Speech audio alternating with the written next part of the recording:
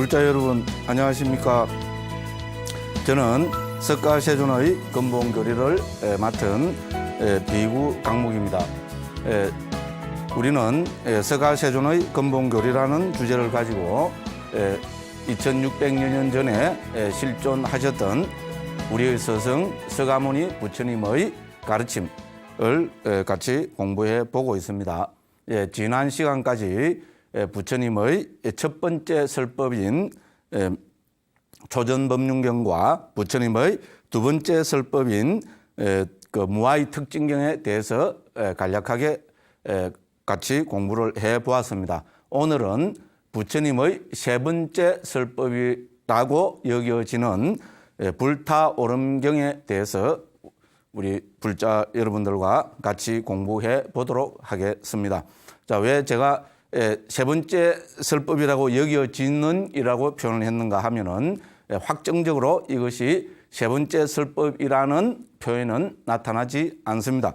그렇지만 부처님이 깨달으시고 난 뒤의 행적을 살펴보면은 이것이 비구 대중들에게 설하신 세 번째 가르침인 것이 분명해 보입니다. 그래서 부처님의 세 번째 설법으로 알려진 경입니다.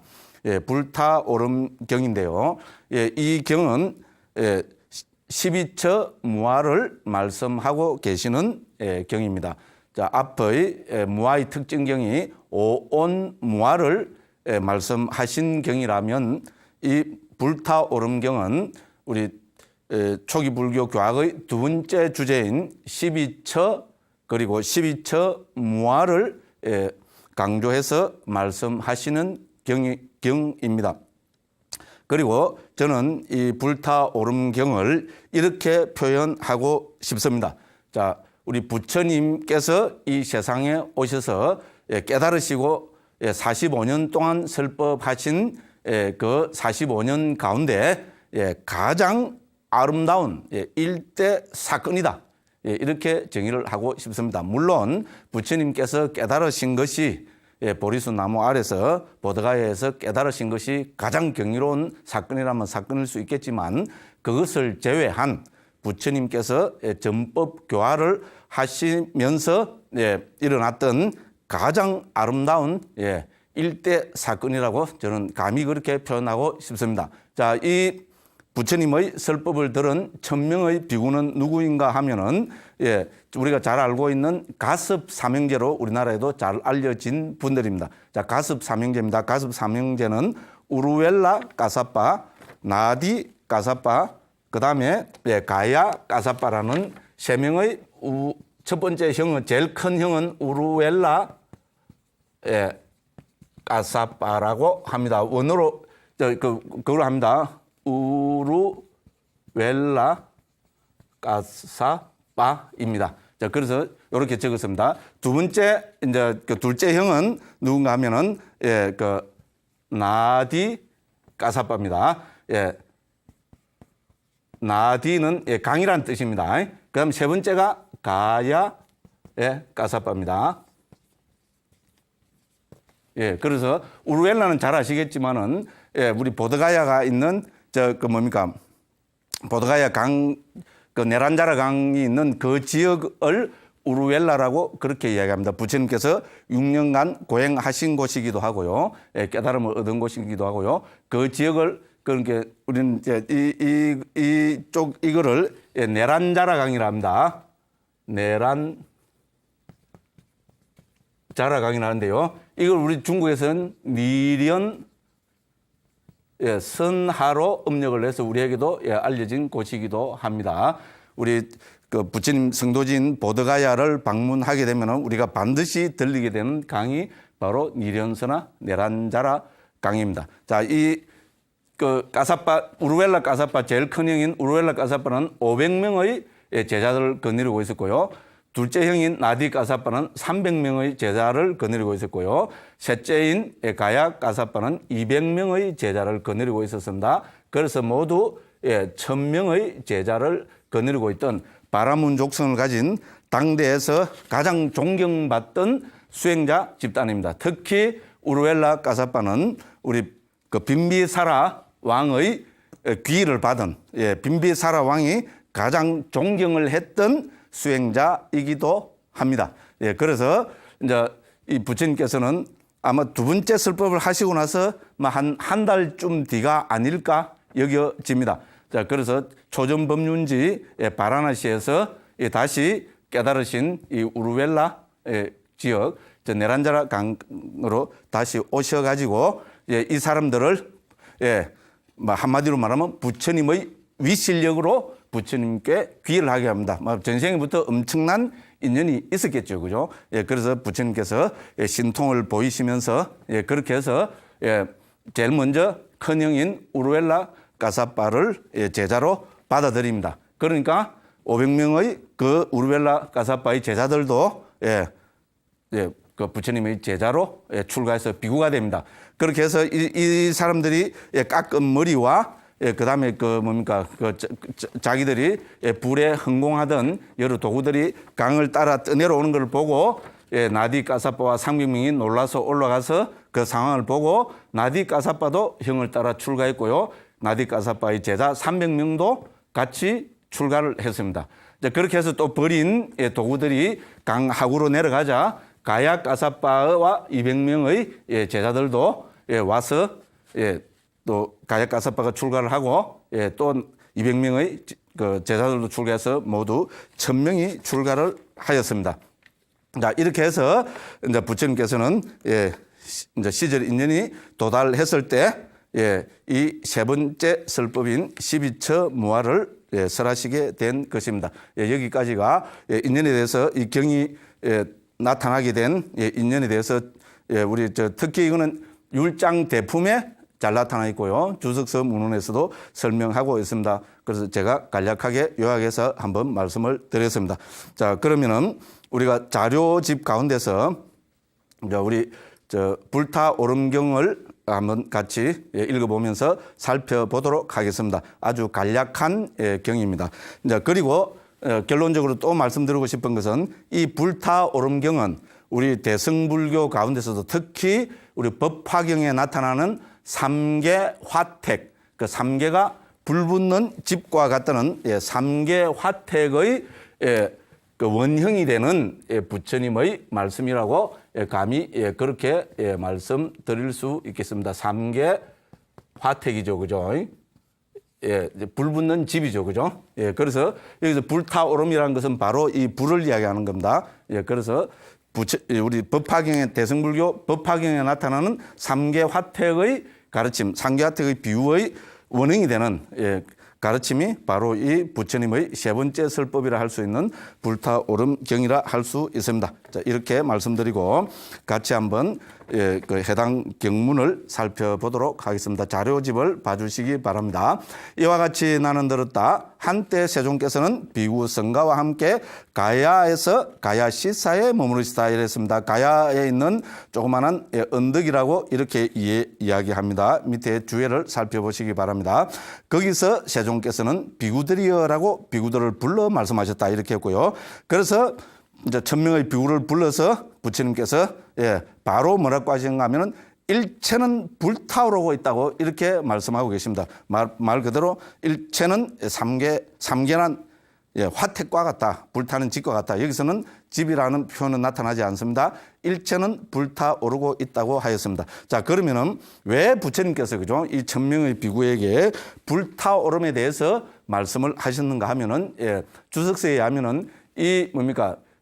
우르웰라 가습 사명제를 위시한 1000명의 이 제자들은 불을 섬기는 자였다고 합니다. 그래서 인도에서 바라문교는 불의 공물을 흥공함으로 해서 이 불을 우리는 아그니라 그러죠. 그래서 불의 신 아그니가 이것을 뭡니까? 천상의 여러 신들에게 이 뭡니까? 그 공물을 전해서 이 뭡니까? 흥공을 한 이제 그 제주가 그 많은 복을 누리게 된다는 그런 구조로 되어 있습니다. 저는 인도에서 사실은 이 베다의 제사학을 석사 과정에서 전공했기 때문에 누구보다도 저한테는 아주 익숙한 표현이기도 합니다. 그러니까 이 사람들은 적어도 뭡니까? 뭐 몇십 년 동안을 그 뭡니까? 예, 매일 아침, 예, 저녁으로 예, 불을 피워서 그 불에 집중해서 만트라를 외우면서 예, 공물을 바치는 헌공을 하는 그런 것을 적어도 뭡니까? 예, 몇십 년을 해왔기 때문에 부처님께서 이 불이라는 설법을 하시게 되면은 예, 요새 우리가 말하는 예, 뭐라 그래 그 일종의 니미타, 그죠?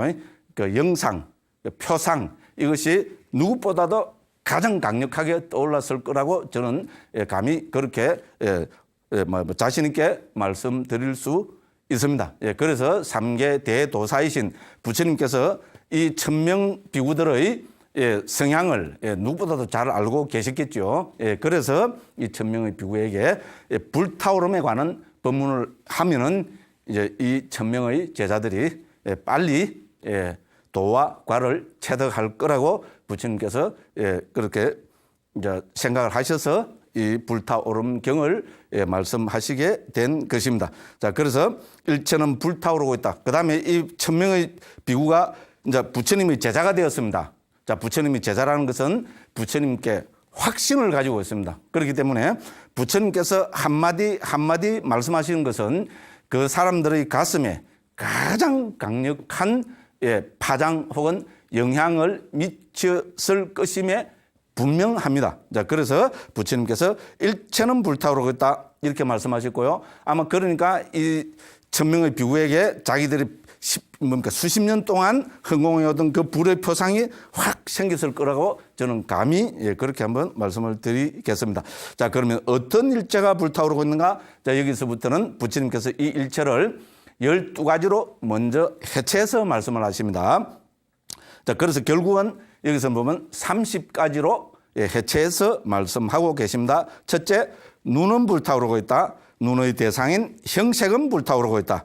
그 다음에 눈의 아르마리는 불타오르고 있고, 자, 뭡니까? 눈과 형색과 눈의 아르마리가 만나는 눈의 감각 접촉도 불타오르고 있고, 눈의 감각 접촉이 일어나면 거기서는 반드시 느낌이 생깁니다. 그 느낌도 불타오르고 있다고 이렇게 눈에 대해서 5가지로 해체해서 말씀을 하고 계십니다. 자, 저는 이 말씀에 이 천명의 비구들에게 이런 뭡니까? 마음의 확고한 현상이 생겼을 거라고 저는 확신하면서 말씀을 드립니다.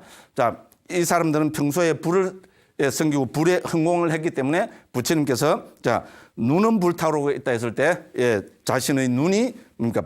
자기가 평소에 뭡니까? 수십 년을 했던 그 불타오르고 있는 것으로 눈이 불타오르고 있는 것으로 예, 표상이 분명히 생겼을 거라고 저는 그렇게 말씀드리겠습니다. 두 번째, 눈의 대상인 형색이 불타오르고 있을 때 그 형색도 예, 불타오르고 있는 것으로 예, 표상이 예, 강하게 일어났을 것이고요.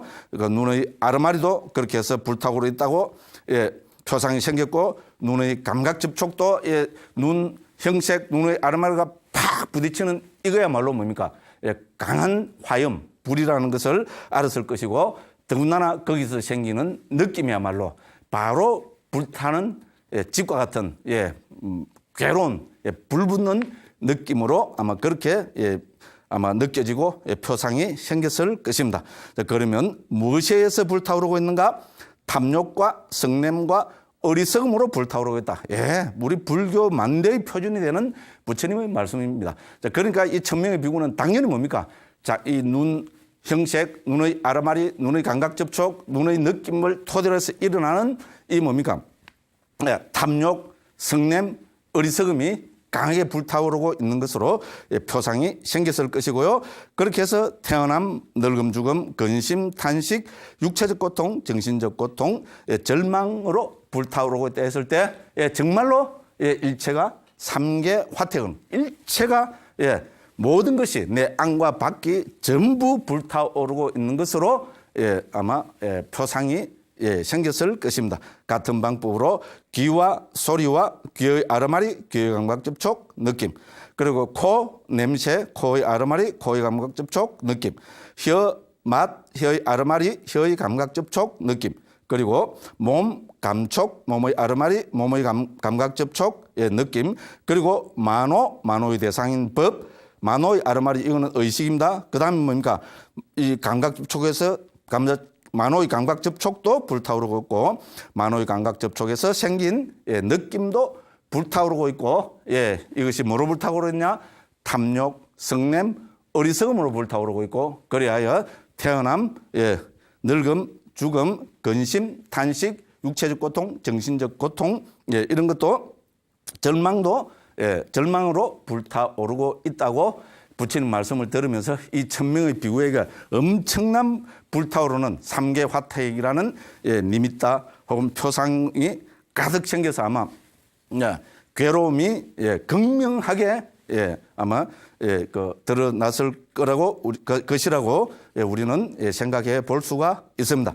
자, 이렇게 해서 아마 이제 그러니까 결론적으로 말씀드리면은 우리 불타오름경은 이 뭡니까?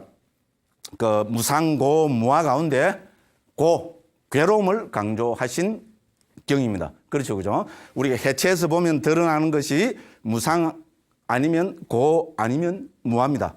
그런데 이 불타오름경에서는 무상고 무아 가운데 바로 이 고 괴로움을 불타오름이라는 말씀으로 하고 계셔서 여기서는 무상고 무아 가운데 괴로움을 강조하신 경이다. 우리는 이렇게 이해할 수 있습니다. 자, 이렇게 우리 눈기, 코, 혀, 몸, 만호 이렇게 30가지로 쫙 시체해서 이것이 전부 탐진치로 불타오르고 있고 괴로움으로 불타오르고 있다고 말씀하시고 이제 4번에서 뭡니까?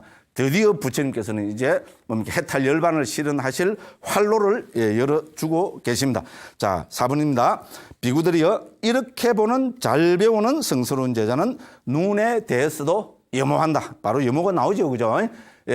제가 뭡니까? 초기 불교의 6단계의 가르침해서 해체해서 보기, 무상고무와 염호, 이호, 해탈, 궁해탈지로 나눴습니다. 그 가운데 여기서는 12처로 해체해서 보기.